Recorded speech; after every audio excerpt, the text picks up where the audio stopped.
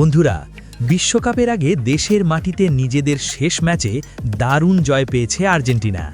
সেই জয়ে এক তরুণ আর্জেন্টাইন ভক্তদের মন কেড়েছে। সেই তরুণের নাম ভ্যালেন্টিন বার্কো।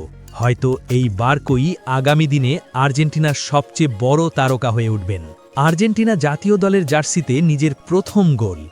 জাম্বিয়ার বিপক্ষে ৫-০ ব্যবধানের বড় জয়ের রাতে ভ্যালেন্টিন বার্কোর জন্য মুহূর্তটি হওয়ার কথা ছিল শুধুই উৎসবের, কিন্তু সেই আনন্দের মাঝেও মিশে আছে এক গভীর বিষাদ।